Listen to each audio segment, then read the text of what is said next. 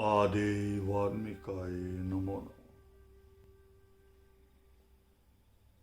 धर्म प्रेमियों, जय वाल्मीकि। सबसे पहले आप सबको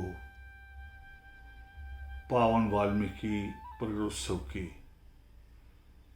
हार्दिक मुबारकबाद। पूरे विश्व के लोगों को, उनके उत्साह को, उनकी हिम्मत को, आस्था और श्रद्धा को हमारा सजदा। मैं जो कहने के लिए उपस्थित हुआ हूं वो ये कि वो ईश्वर जो इस सारी कायनात का करता है, जिसको हम सृष्टिकर्ता कहते हैं, उसकी इच्छा के बिना, बिना उसकी रजा के एक पत्ता भी नहीं हिल सकता। नित्य में श्लोक आता है कि पतन उत्थान भी तेरे ही हैं चोज, परिवर्तित होते सदा ऋतु मास हर रोज। कि ये सब उस ईश्वर का बनाया विधान है। कभी जब साइंटिस्ट दावा करते हैं कि पानी खत्म होने लगा है, तो ईश्वर की उसकी कृपा होती है कि पानी बरसने लगता है, उस साल बारिशें ज्यादा हो जाती हैं। ये उसका विधान है और हम सब उसके मोहरे हैं। मगर उसके मोहरे हम बेजान मोहरे नहीं हैं। हम में जान है,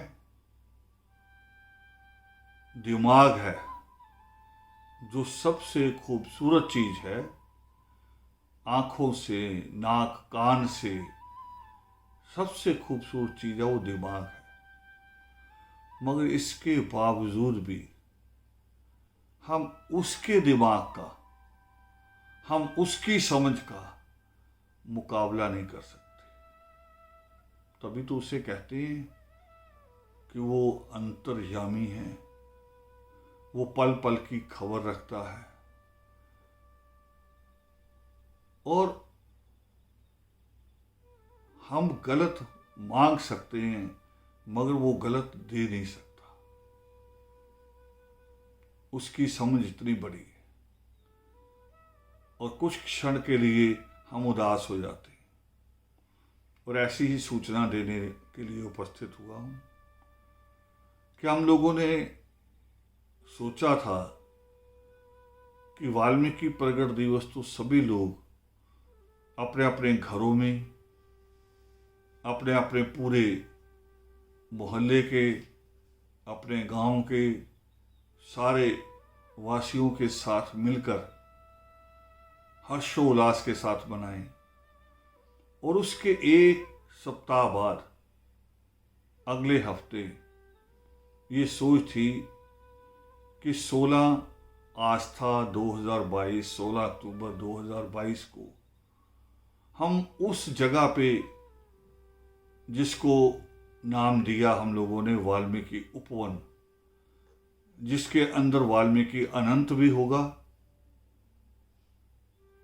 उसी के अंदर रिसर्च सेंटर भी होगा, कॉलेज भी होगा और भी बहुत सारी चीजें, जिन चीजों की जरूरत है इस कौम को दूसरों के बराबर आने के लिए, वो सारी चीजें उसमें होंगी।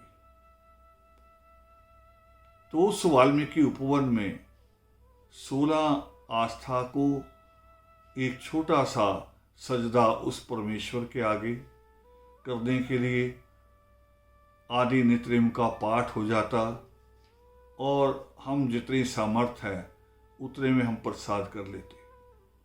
मगर परिस्थितियां उस ईश्वर के हाथ में हैं। हम बेजान मोहरे नहीं हैं, चलते फिरते हैं, सोचते हैं, मगर अंतिम निर्णय उसी का होता है। और ऐसा ही कुछ हुआ कि मैं पिछले मई से कमर के दर्द को लेके पीड़ित रहा अब बहुत राहत है, मगर राहत इतनी भी नहीं है। जिस दिन ज़्यादा भाग दौड़ कर लेता हूँ दर्द फिर उठ जाता है, तो बड़ा संभलना पड़ रहा है धीरे धीरे, क्योंकि काम ज़्यादा है। और ऐसे ही हमारे साथी हैं, जिस बच्चे ने उस ज़मीन को, वाल्मीकि उपवन की ज़मीन को खोजा, बहुत समय लगा। कहीं ज़मीन का रेट ज़्यादा था, कहीं ज़मीन पे पानी आ जाता था, ऐसी कई चीज़ें देखनी थी। फिर जीटी रोड के करीब होनी चाहिए, ये सब चीज़ें देखने में 8-9 महीने लगे। वो हमारा बच्चा अभी लंकेश अभी स्वस्थ नहीं है, इन दिनों वो जेरे इलाज है और जल्दी ठीक हो जाएगा, मगर 16 तक नहीं हो पाएगा। 16 को तब होता वहाँ प्रोग्राम कि अगर हम वहाँ थोड़ा मिट्टी बिछा के उसको सही कर देते, जगह को रोड से ऊंचा उठा लेते, बैठने की जगह हो जाती और सब आप परिवारों सहित आते तो अच्छे से बैठ पाते। वो बिल्कुल कुछ नहीं हुआ। और मैं कल भी गया था, झाड़ फूस उसमें पैदा हुआ है, और अभी दरी भी बिछाएं तो नहीं बैठ सकते दरी बिछा के। तो फिर यही सोचा गया कि समय कम है, और दूसरा मेरा मरगिब की तरफ यानी विदेश की तरफ मेरा जाने का संभव है, मुमकिन है कि मैं जाऊं। 1 आध दिन में वीज़ा आ जाएगा, और अगर मैं विदेश में रहूंगा तो भी यहाँ काम नहीं हो पाएंगे। तो इसलिए सोचा है कि इसको योगिमा पर्व के साथ जोड़ के हम उस वक्त जो भी परमात्मा के आगे सजदा करना है वो हम योगिमा पर्व से लौटते हुए 7-8 सृष्टि को है, वो 7 और 8 जनवरी 2023 और वाल्मीकि तीर्थ पे करने का हमारा इरादा है।